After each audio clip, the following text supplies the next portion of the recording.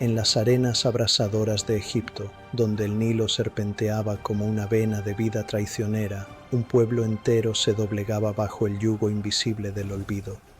Los hebreos, descendientes de pastores nómadas que una vez hallaron refugio en estas tierras fértiles, ahora eran sombras encadenadas a la grandeza de un imperio que los devoraba día a día. El sol caía como un martillo sobre sus espaldas encorvadas, mientras arrastraban bloques de piedra que pesaban más que sus propios sueños rotos. El polvo se adhería a su sudor, formando una segunda piel de resignación, y el aire resonaba con el chasquido de los látigos, no solo en la carne, sino en el alma colectiva que se encogía con cada golpe. Generaciones enteras habían nacido en esta opresión, sus recuerdos tejidos con hilos de miedo y supervivencia. Los ancianos susurraban historias de un tiempo en que sus antepasados caminaban libres, pero esas palabras se ahogaban en la ira silenciosa que bullía bajo la superficie, como un río subterráneo listo para desbordarse. ¿Por qué resistir?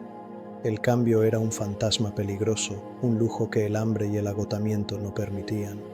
El faraón, desde su trono de oro y marfil, observaba a este pueblo multiplicarse como las estrellas que no podían ver en sus noches de trabajo interminable. Su corazón, endurecido por el poder, latía con un temor primitivo. ¿Y si estos esclavos, con sus ojos llenos de una esperanza enterrada, se alzaban un día? Ordenó más cargas, más vigilancia, más formas de romper sus espíritus. Pero en las chozas de barro al atardecer, cuando el silencio se hacía espeso como la niebla del Nilo, algo se agitaba en las mentes de las mujeres hebreas. Un decreto real acababa de llegar, susurrado por mensajeros con rostros de piedra. Los hijos varones no debían vivir. Y en esa oscuridad creciente, una chispa de desafío, frágil como un susurro, amenazaba con encenderlo todo, en las sombras de las chozas apiñadas a orillas del Nilo. Las parteras hebreas se reunían en secreto, sus rostros iluminados por el parpadeo de una llama solitaria. Shifra y Puah, mujeres endurecidas por años de partos bajo el yugo del terror, sentían el peso de la orden del faraón como una daga en el pecho. Maten a los niños varones, había dicho el decreto, pero en sus manos temblorosas. La vida se resistía a ser extinguida. El miedo las atenazaba. Obedecer significaba traicionar a su propio pueblo, un acto que erosionaría sus almas como el desierto devora la piedra. Desobedecer era invitar a la muerte, un riesgo que sus mentes exhaustas calculaban en susurros entrecortados. ¿Cuánto más podían soportar? La esclavitud ya había robado sus sueños, dejando solo un instinto de supervivencia que chocaba contra una ira profunda, una que bullía como el calor retenido en la arena al atardecer. Una noche, en medio de un parto agónico, una madre hebrea dio a luz a un hijo. El llanto del niño cortó el aire como un presagio, y las parteras, con el corazón dividido entre el deber y la compasión, mintieron al mundo. Las hebreas paren rápido, como animales salvajes. Era una mentira frágil, tejida con hilos de esperanza y terror, pero suficiente para que la chispa creciera en la oscuridad. El faraón, al enterarse, sintió un escalofrío en su trono inquebrantable. Su poder, que parecía eterno como las pirámides, ahora se tambaleaba ante la terquedad de un pueblo que se negaba a romperse del todo. Ordenó algo peor: arrojar a los niños al Nilo, convertir el río de vida en un sepulcro flotante. Pero en una casa humilde, una mujer llamada Jochebed acunaba a su recién nacido, oculto en las sombras, mientras el miedo y la determinación se entrelazaban en su mirada. El niño, con ojos que parecían capturar las estrellas prohibidas, no sabía que su primer aliento ya desafiaba un imperio. El Nilo, esa serpiente de aguas turbias que nutría y condenaba a Egipto, se convertía en testigo silencioso de un horror que se repetía noche tras noche. Madres hebreas, con el corazón hecho trizas, veían cómo sus hijos eran arrancados de sus brazos y arrojados a las corrientes, donde los cocodrilos acechaban como sombras voraces. El río, que una vez simbolizaba vida, ahora olía a muerte y desesperación, un recordatorio constante de que la supervivencia exigía un precio que nadie podía pagar sin romperse. Jokabed, con los ojos hinchados por lágrimas contenidas, observaba a su hijo de 3 meses oculto en una cesta de juncos, untada con brea para flotar como un secreto precario. El miedo la devoraba por dentro. ¿Y si el niño lloraba? ¿Y si el río lo traicionaba? Su mente, un torbellino de duda y determinación, luchaba contra la resignación que había infectado a su pueblo como una plaga invisible. Solo un poco más, se repetía. Mientras su hija Miriam vigilaba desde la orilla, su pequeña figura tensa como un arco a punto de disparar, y no muy lejos el palacio del faraón, erguido como un coloso de piedra y oro, contrastaba con la miseria de las chozas. Allí, la hija del faraón, una mujer atrapada en su propia jaula de privilegios, descendía al río para bañarse, acompañada por sirvientas que susurraban chismes intrascendentes. Su vida era un velo de lujo que ocultaba un vacío profundo, un anhelo por algo auténtico en medio de la falsedad cortesana. De pronto, un llanto débil rompió el murmullo del agua. La princesa se detuvo, su corazón latiendo con una curiosidad que rayaba en el temor. La cesta flotaba hacia ella, un intruso en su mundo ordenado, y al abrirla vio al niño, vulnerable, perfecto en su fragilidad. Un impulso maternal, enterrado bajo capas de realeza, surgió como una grieta en su armadura, pero en las profundidades de su mente una pregunta se formaba como una tormenta lejana. ¿Quién era este niño? ¿Y por qué el destino lo había colocado en su camino? Desde la orilla, Miriam observaba con el aliento contenido su pequeño cuerpo rígido por el miedo que le atenazaba el estómago.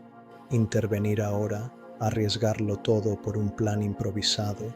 Su mente corría como el río mismo, dividida entre el instinto de proteger a su hermano y el terror de acercarse a la realeza egipcia, esa fuerza que había aplastado a su pueblo durante generaciones.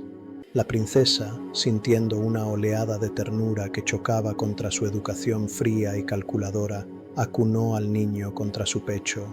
«Es un hebreo», murmuró una sirvienta a su lado, con voz teñida de desprecio y precaución. Pero ella ignoró las palabras, su corazón latiendo con una rebeldía que no sabía que poseía. En su mundo de protocolos y poder, este acto impulsivo era una grieta en la fachada, un desafío al orden que su padre imponía. Miriam emergió de los juncos, su voz temblorosa pero firme. «¿Debo buscar una nodriza hebrea para el niño?» La princesa, sorprendida por la audacia de la niña, asintió sin pensarlo 2 veces, su mente ya tejiendo excusas para este secreto que acababa de adoptar. Jokabed, al ser llamada, sintió un vértigo que le cortaba la respiración, alegría y pánico entrelazados como raíces en la tierra árida.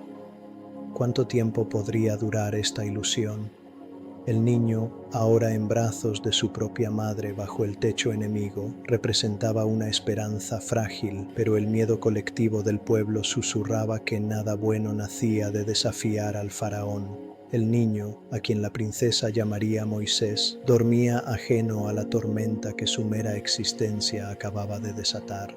Moisés creció en los pasillos laberínticos del palacio, un mundo de mármol pulido y ecos de risas fingidas que contrastaba con el polvo y el sudor de su verdadero linaje. Adoptado por la princesa, se movía como un fantasma entre 2 realidades, el lujo egipcio que lo vestía de lino fino y el susurro persistente de su herencia hebrea, un secreto que Jokabed le había inculcado en las noches de nodriza como una semilla plantada en tierra hostil. Su mente, aguda y dividida, absorbía las lecciones de los sabios egipcios, matemáticas que medían las estrellas, jeroglíficos que capturaban el tiempo y estrategias militares que enseñaban a conquistar sin piedad. Pero en lo profundo, un conflicto latía como un pulso oculto. ¿Quién era él realmente?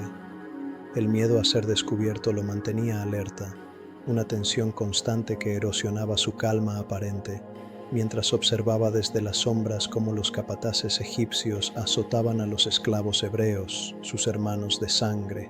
La verdad ya ardía en la sangre de Moisés. Cada látigo era un trueno más cerca. La tormenta está a punto de estallar.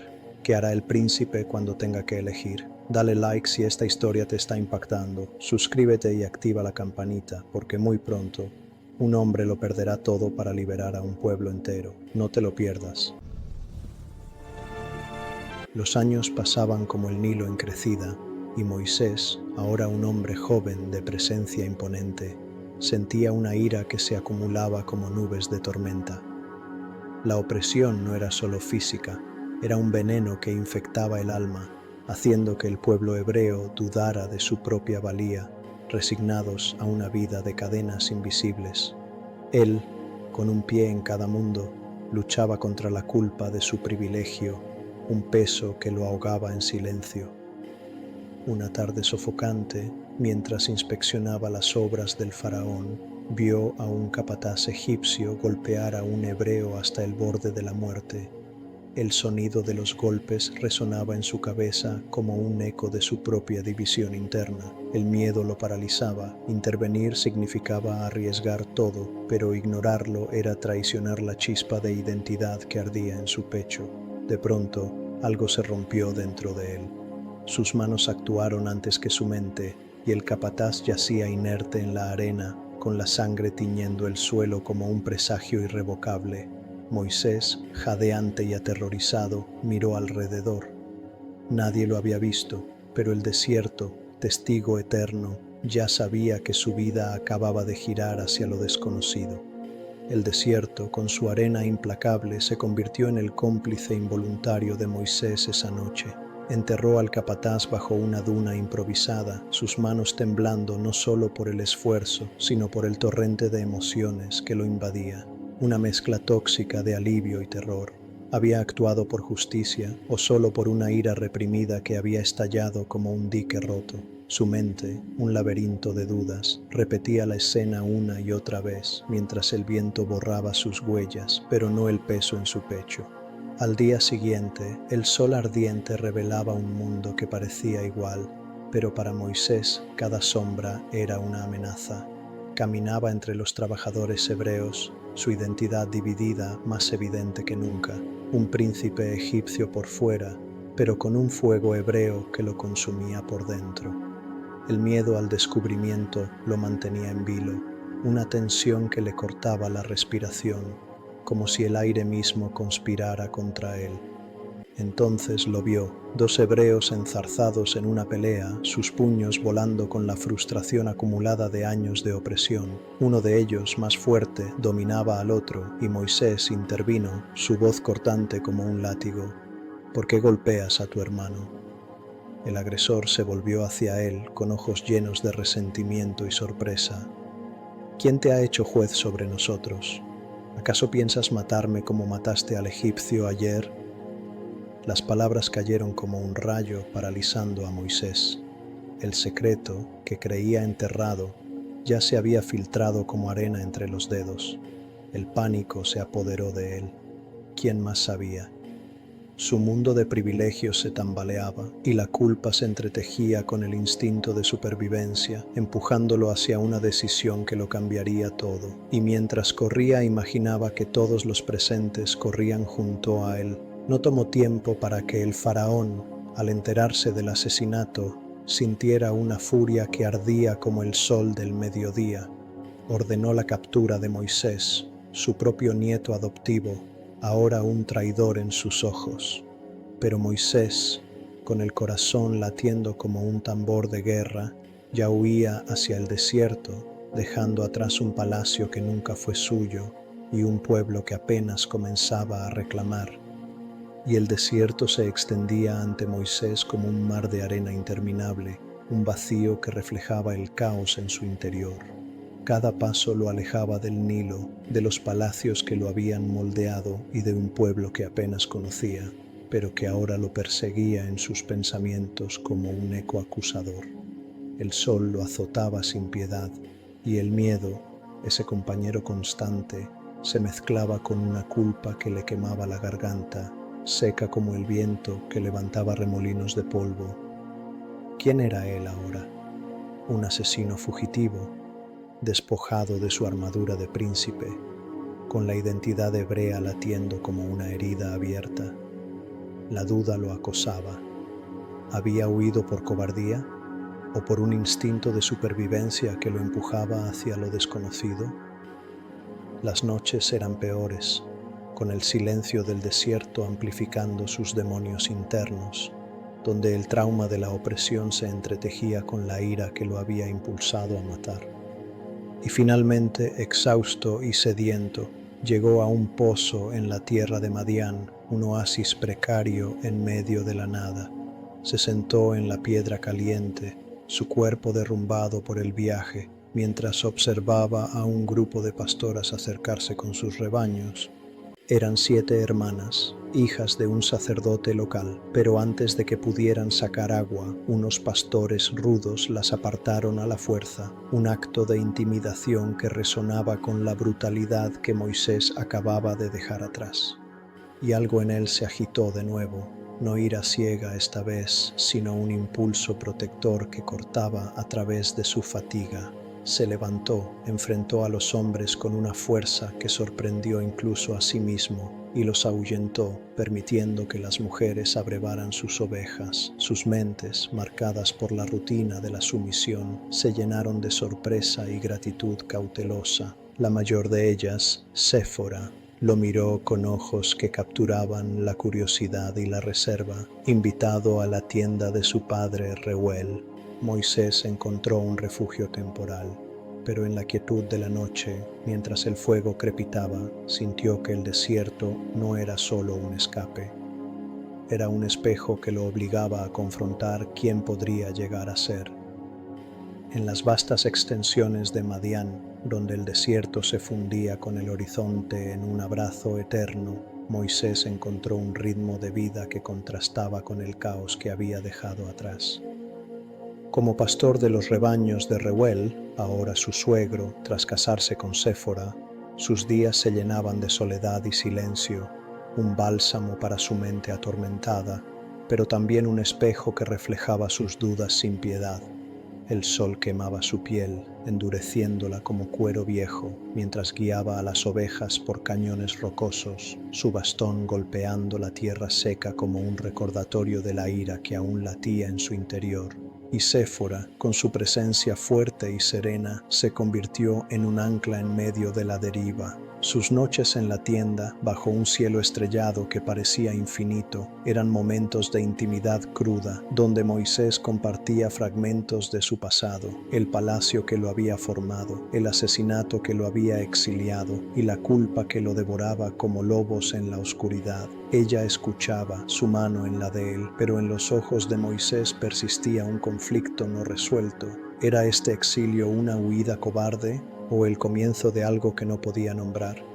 La paternidad llegó con Gersón, su hijo, un niño que representaba raíces en una tierra ajena, pero que también avivaba el miedo a un destino incierto. Años se deslizaban como arena en un reloj invisible, y Moisés, ahora un hombre más sabio, sentía el peso del tiempo erosionando su resolución. El trauma de Egipto lo visitaba en sueños, látigos chasqueando, hermanos encadenados y una identidad dividida que lo dejaba exhausto al amanecer.